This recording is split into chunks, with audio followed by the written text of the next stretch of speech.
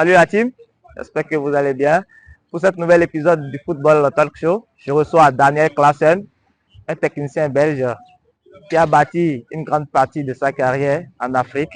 Aujourd'hui, formateur au centre de formation de Zunta. Dans cet entretien, il nous parlera brièvement de son parcours et surtout du centre de formation de Zunta. Bonjour coach.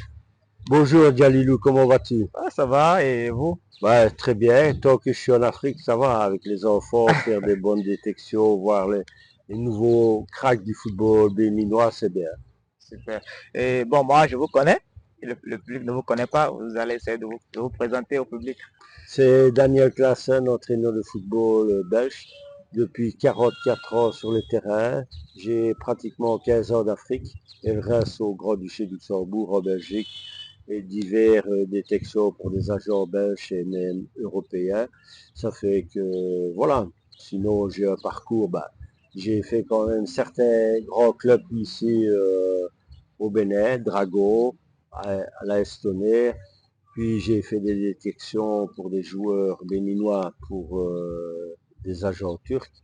Puis j'ai été au Cameroun aussi, là j'ai entraîné. Puis j'ai été au Mali, j'ai été en Côte d'Ivoire, j'ai été... et puis voilà.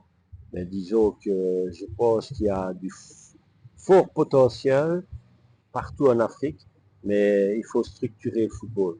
Et sans structurer le football, ça n'ira pas. Ah, riche parcours en Afrique, hein? Oui, Ah, oui. là, on peut vous donner la nationalité, là. Ah ben, s'ils veulent, oui, qu'ils me donnent un visa à vie. Notamment, vous avez dit que vous avez parcouru beaucoup de grands clubs et même le club historique, les Dragons de Lomé. Dites-nous, quel souvenir vous gardez de ce club? Disons que là, j'ai resté 6 mois. On avait une très très bonne équipe, vraiment. Mais à un moment donné, je veux dire, il y avait les dirigeants, certains dirigeants qui se croyaient entraîneurs, qui se croyaient joueurs, qui se croyaient managers. Le problème, c'est qu'on avait une excellente équipe, mais à un moment donné, on a dû un peu rectifier le tir parce que on avait certains joueurs étrangers qui n'étaient pas de niveau.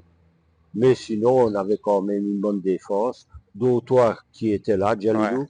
Il y avait une très très bonne défense. On avait des beaux joueurs notre jeu et un bon attaquant, Emma, il y avait Charles. Ouais, Charles. Et voilà, on avait un beau gardien et Soula. Et voilà, on aurait pu faire du très beau travail en continuant, mais est-ce qu'ils étaient certains que ça pouvait continuer? Parce que regardez, Drago, depuis des années, il flotte. Ce n'est plus Drago comme on a connu. Ça veut dire, et en plus, le gros problème, c'est qu'il faut chercher chaque fois des joueurs nigérians ou quoi, qui n'ont pas le niveau. C'est ça. Faites jouer vos jeunes béninois. À ce moment-là, ça passera.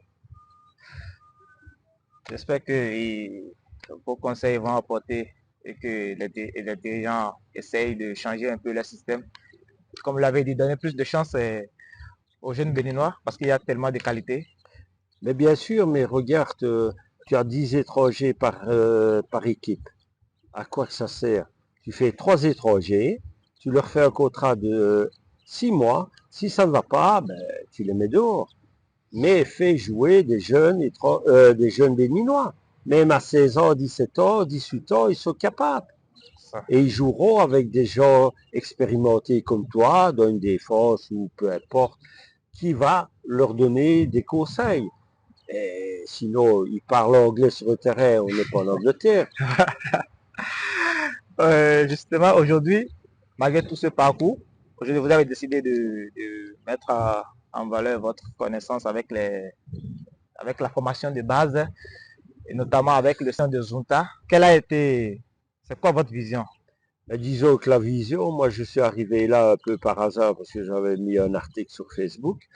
J'ai été agréablement surpris qu'on m'a contacté. C'est pas mal du tout, c'est un beau centre de formation, mais disons qu'ils ont eu quand même quelques problèmes parce qu'ils ont eu des joueurs qui sont partis au Maroc. Les enfants étaient travaillés un mois dans le centre et après on les a chassés. Pourtant, ces joueurs-là sont revenus quelques mois après Et il y en a 2, 3 qui ont un bon niveau de ce qui était là. Mais la vision, c'est reconstituer de bons joueurs, mais travailler surtout avec des 16, 17, 18, 19, 20 ans maximum. Ceux qui ont dépassé 20 ans, ça ne sert à rien de les garder, parce que ça va être compliqué de les mettre. Peut-être ici au Bénin, en D2, D3, peut-être. Ben, vous, c'est quoi votre rôle au sein Ben de... moi, je suis directeur technique et manager général de l'académie. Ça veut dire que sur le plan football, c'est moi qui m'occupe un peu des stratégies avec 2 collaborateurs qui est Antonin et Geoffroy qui est un entraîneur de football. C'est des gens qui sont très très compétents. J'ai eu la chance d'en rencontrer 3, mais on doit faire encore plus pour les enfants. On n'a pas assez de matériel. Ouais. Et puis quand vous faites un centre, ben, les enfants, on n'a pas besoin de prendre 50 gamins. Hein. Tu prends, on va dire, 22 gamins qui jouent le championnat D4 Oui. avec des 18 ans, 19 ans, 20 ans, qui habitent Comé, parce qu'avant, ils avaient le problème qu'il y avait des Togolais qui venaient, des Nigérians et tout ça. Mais moi, j'ai dit stop à tout ça. Ouais. Et on ne joue qu'avec des Béninois. Et selon vous, c'est quoi la particularité de ce centre? Il y a beaucoup de centres de formation. Ils reviennent de loin. Ça veut dire qu'on doit reconstruire une grosse partie. Ils ont quand même un terrain d'entraînement très valable à Comé, sur le stade municipal. Il faut dire aussi que le président, comme les vice-présidents et les 2 entraîneurs, font un travail exceptionnel. Mais on ne sait pas faire Rome en un jour. On doit structurer. Pour l'instant, footballistiquement, c'est bon. Mais mentalement, on ne peut pas envoyer un joueur en Europe. Déjà ici, ils se perdent. Imagine-toi en Turquie, à Istanbul. Ouais, c'est pas évident. C'est pas évident. Et maintenant, vous voulez mettre quoi en place pour pouvoir avoir un noyau de jeunes joueurs talentueux que vous pouvez exporter et Mais à disons, l'extérieur? mettre en place une structure professionnelle, pas amateur. Maintenant, elle est semi-professionnelle. Parce que, comme je te disais avant, ils reviennent de loin. Ouais. Mais au fur et à mesure, avec certains contacts que j'ai, on pourra les aider, pas financièrement, mais avec du matériel. Et à ce moment-là, au fur et à mesure, quand les joueurs auront mis dans leur tête, le football n'est pas que taper dans un ballon, on doit avoir des vidéos, et les parents doivent un peu aussi faire l'effort de soutenir leur enfant. Ouais. Et à ce moment-là, on pourra faire éventuellement des essais. Maintenant, on ne garantit pas des millions, mais des fois, ça peut arriver vite. Ouais. Parce qu'il y a des joueurs de bon niveau, ben, il faut qu'ils travaillent. Parce que c'est le gros problème, et tu le sais bien, le gros problème du football en Afrique. Footballistiquement, ils sont très bons. Techniquement, ils sont très bons. Physiquement, c'est bon. Et tactiquement, c'est des bulles. Ouais, ouais.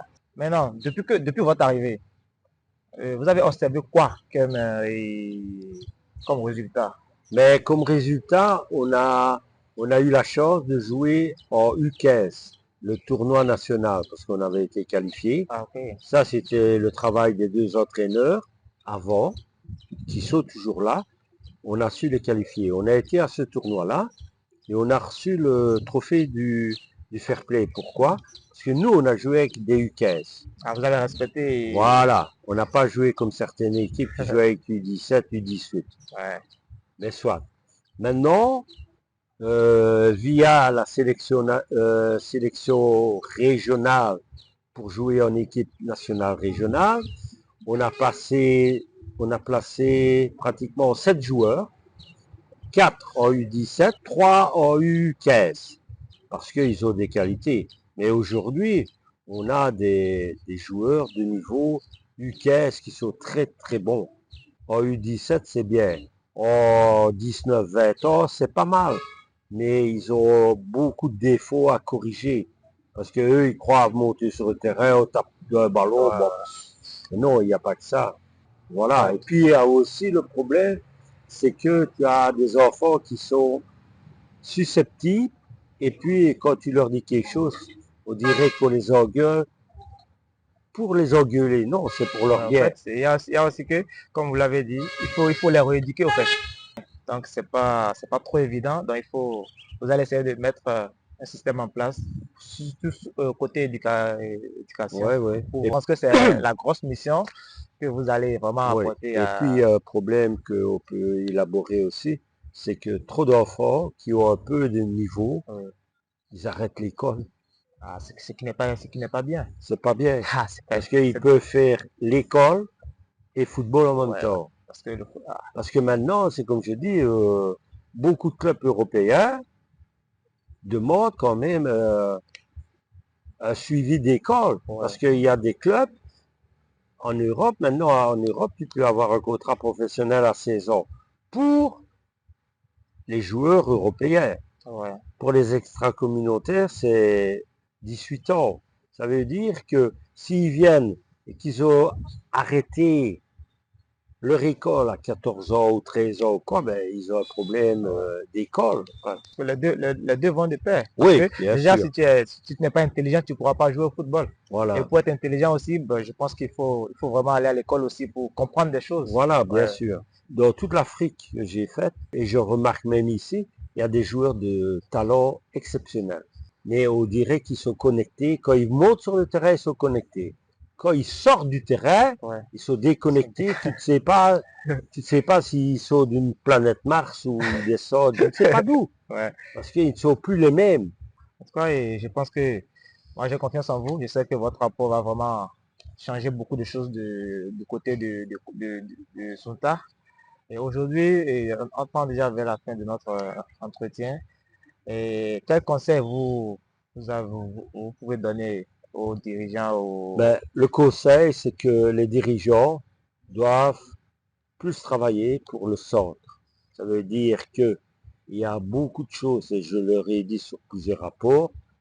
Maintenant, ils commencent un peu à bouger, mais ils ne peuvent pas laisser qu'une personne ou deux personnes faire. Ils sont 6, les 6 doivent travailler.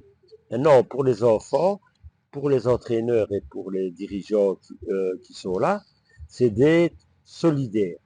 Pas chasser un dans l'autre, dire ouais, non, oui, non. Ça fait que ça ne sert à rien de faire que ça ça. soit une équipe, quoi. Voilà. Basé sur un bloc solide et surtout travailler, travailler et fonctionner comme des professionnels, pas comme des amateurs. Super. En tout cas, je vous remercie pour l'interview et je vous souhaite beaucoup de bonnes choses dans vos projets à venir. Et aussi, je souhaite beaucoup de chance pour le centre de Zouta. Et j'espère que les jeunes qui y sont vont vraiment écouter vos conseils et que ça puisse marcher pour eux. Merci beaucoup.